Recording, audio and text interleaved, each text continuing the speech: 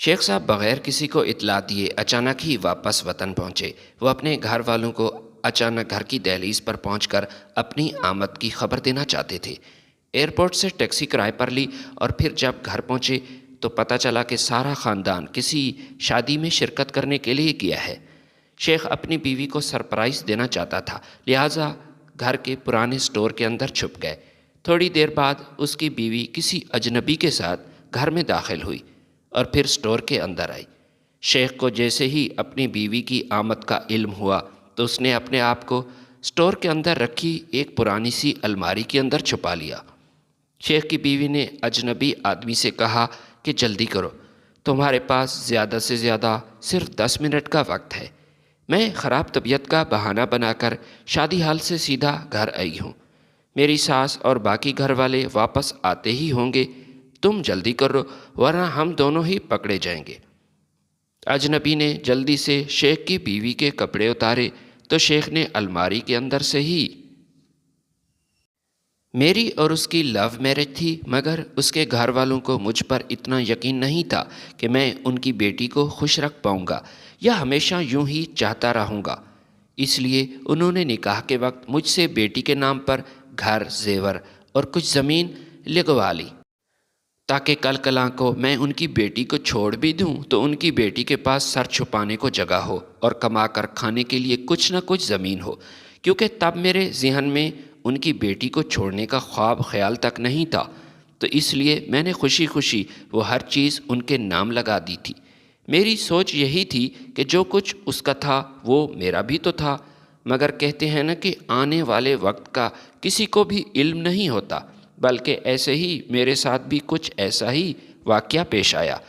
اچانک سے میری محبت نفرت میں بدل گئی، میری سب تدبیریں مجھ پر الٹ پڑنے لگیں۔ میں نے جو ہر چیز بیوی کے نام لگوا رکھی تھی اس وقت کو پچھتانے لگا۔ اب اگر میں بیوی کو طلاق دیتا تو میرے ہاتھ سے ہر چیز نکل جاتی جو میں نے اپنی بیوی کے نام لگا رکھی تھی۔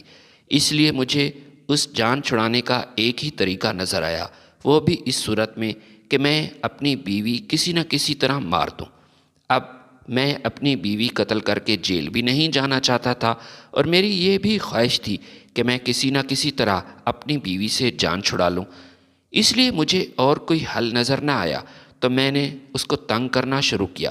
چھوٹی چھوٹی باتوں پر اس سے لڑائی جھگڑے کرنے لگا، اس کو مختلف ذرائع سے اتنی اذیت دی کہ وہ تنگ آ کر موت کو ہی گلے لگا لے، لیکن پھر بھی میں اپنی خواہش میں کامیاب نہ ہو سکا۔ میری بیوی کا نام جویریہ شہباز تھا، وہ انتہا کی خوبصورت اور خوب سیرت لڑکی تھی۔ میں اس سے محبت کا دعوے دار تھا، لیکن میں نے کبھی میری طرف سے شادی سے پہلے نظر اٹھا کر اسے نہیں دیکھا تھا۔ میرا گھرانہ چونکہ معاشی طور پر مضبوط تھا، ہم کھاتے پیتے خاندان سے تھے۔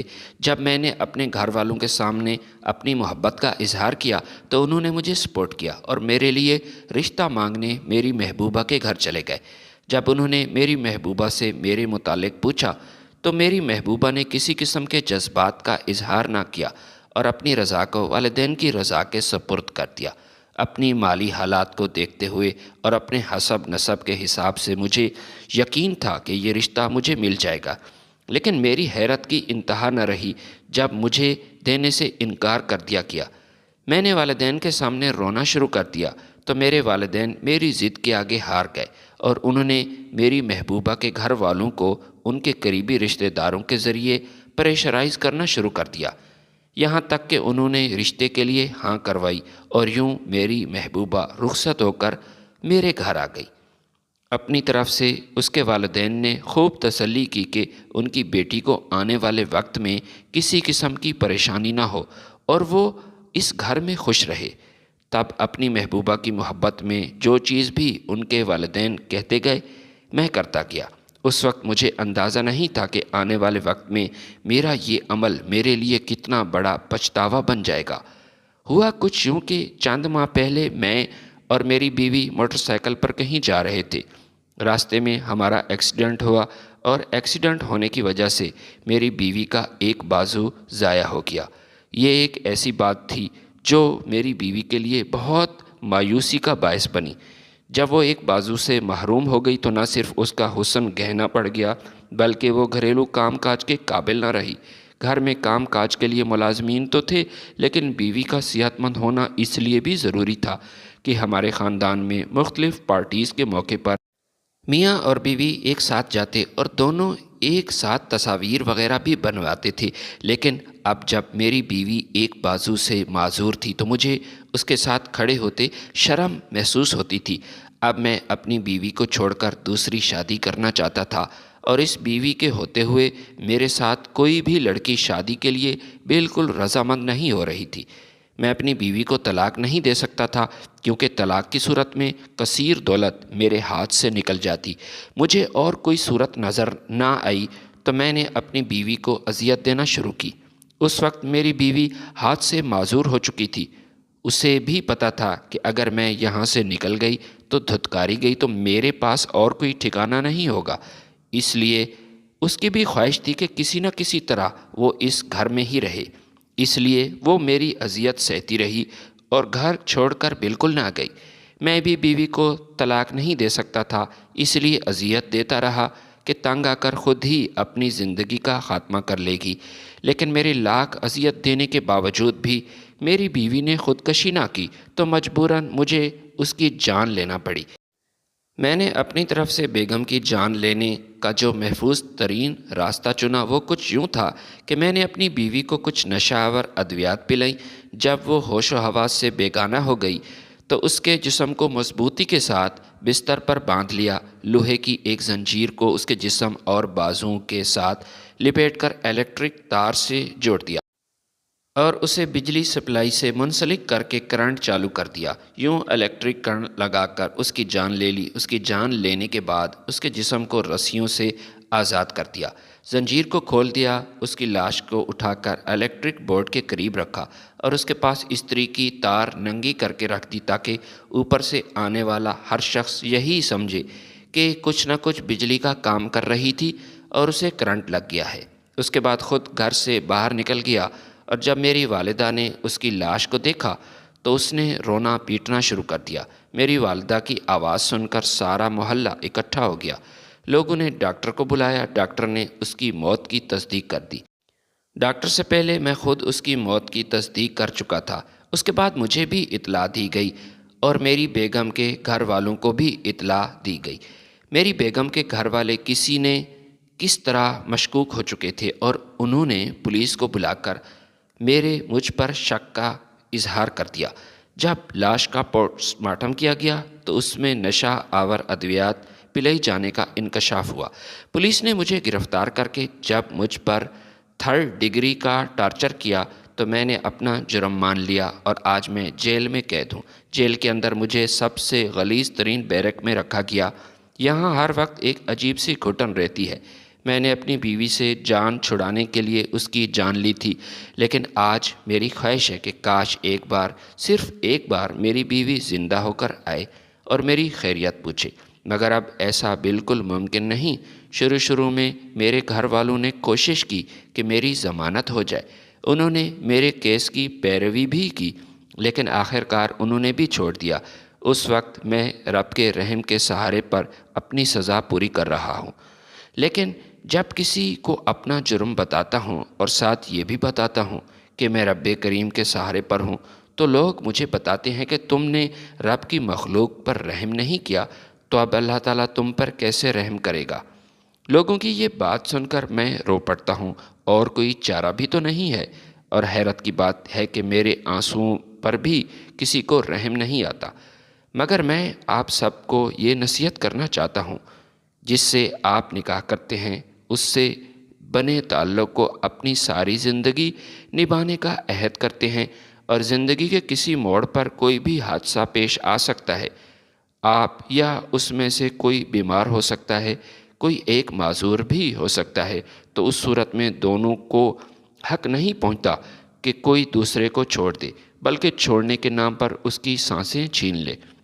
کچھ عرصہ بعد ایک ایسا واقعہ ہوا جس نے مجھے حیران کیا۔ جویریہ کا باپ یعنی میرا سسر کے متعلق مجھے اطلاع ملی کہ اس نے اپنی بیٹی کا خون مجھے معاف کر دیا۔ اس خبر کو میں نے جھوٹ سمجھا، کیونکہ مجھے اس بات کی بالکل امید نہیں تھی۔ اس کی بیٹی کے ساتھ جو میں نے کیا تھا وہ کسی صورت معاف کرنے کے لائق نہیں تھا، مگر جب اس بات کی تصدیق ہو گئی اور مجھے رہائی کا نوٹس ملا تو میں حیران ہوا۔ رہا ہوتے ہی میں اپنے سسر کے پاس گیا اور اس کے قدموں میں گر گیا، لیکن اس نے اپنے قدم مجھ سے دور کیے اور کہا کہ جتنا جلدی ہو سکے میرے گھر سے چلے جاؤ۔ میں کسی صورت تجھے معاف نہیں کر سکتا تھا، لیکن میں اپنی بیٹی کی وجہ سے مجبور ہوں۔ میں تجھ سے جتنی زیادہ نفرت کرتا ہوں اتنا ہی میری بیٹی تم سے محبت کرتی تھی۔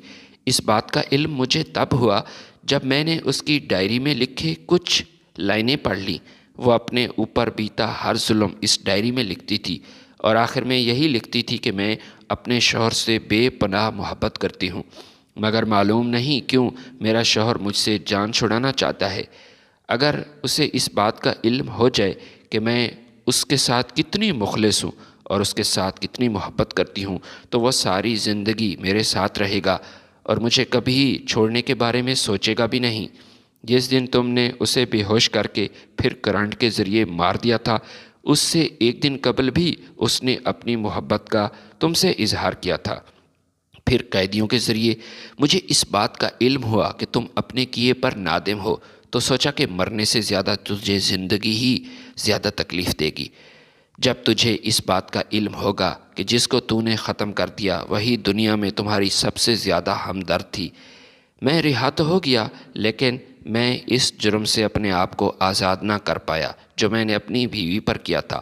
میں ہر وقت اپنی بیوی کی یاد میں تڑپنے لگا۔ لوگوں کے درمیان موجود ہونے کے باوجود مجھے ایسے محسوس ہوتا تھا جیسے میں اکیلا ہوں، میں بالکل تنہا ہوں۔ میں نے اللہ تعالیٰ سے اپنے گناہوں کی معافی مانگی، لیکن مجھے ایسے محسوس ہوتا ہے کہ میرا اللہ بھی مجھے معاف نہیں کر رہا، کیونکہ میرے دل کو کبھی سکون بھی نہیں ملا۔ میری اس حالت پر سب سے زیادہ تکلیف میری ماں کو ہی ہوتی تھی، کیونکہ وہ ماں تھی، مجھے ایسے تڑپتا ہوا نہیں دیکھ سکتی تھی۔ اس نے میری دوسری شادی کرنا چاہی، شاید نئی آنے والی عورت میری زندگی بدل دے اور میرا سہارا بنے، یہی سوچ کر وہ کوششوں میں مصروف ہو گئی، کیونکہ میری ماں بزرگی کی آخری سٹیج پر تھی۔ اسے معلوم تھا کہ میرے بعد میرے بیٹے کو سنبھالنے والا کوئی نہیں۔ جس طرح کے اس کے حالات ہیں، اس سے ایک مضبوط سہارے کی ضرورت ہے، ایک ایسا سہارا جو اس کا خیال رکھ سکے، دکھ سکھ میں اس کا ساتھی بن سکے۔ 2 سال کی اذیت سہنے کے بعد میری فرحانہ نامی ایک لڑکی سے شادی ہوئی۔ فرحانہ بہت اچھی لڑکی تھی۔ اکثر اس کو دیکھ کر، اس کی محبت کو دیکھ کر مجھے جویریہ یاد آتی، کیونکہ اس میں اور جویریہ میں کوئی فرق نہیں تھا۔ اسی طرح کی ہنس مکھ، خیال رکھنے والی، اچھے اخلاق کی مالک تھی۔ فرحانہ کے ساتھ میری زندگی کا نیا آغاز ہوا۔